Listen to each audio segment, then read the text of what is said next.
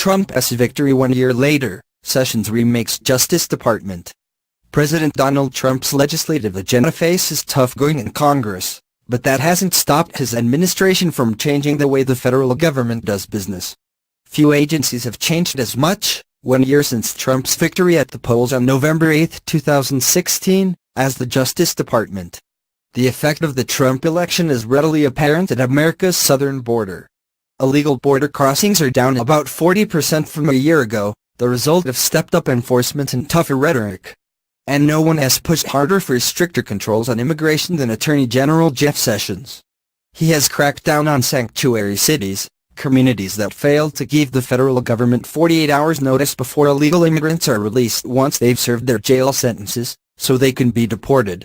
Those people should be removed from these communities, Sessions said in an interview with NBC News. It will make them safer.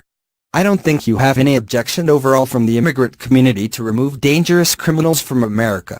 Sessions has also ordered federal prosecutors to pursue felony charges against immigrants who repeatedly try to enter the U.S. illegally.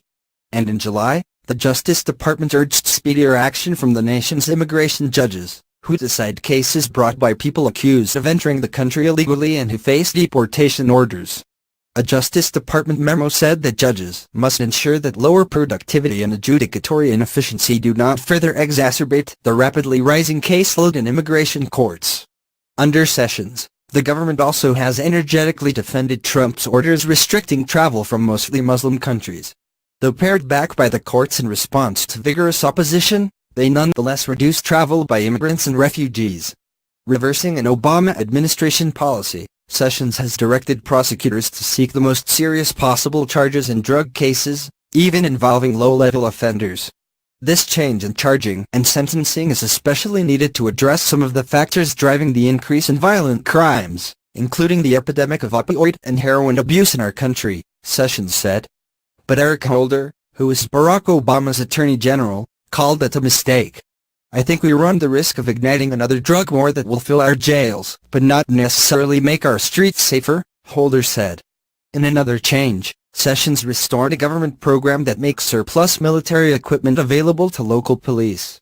It was cut back under Obama after the Justice Department concluded 2 years ago that military-style equipment contributed to the unrest in Ferguson, Missouri, after police shot an unarmed black man.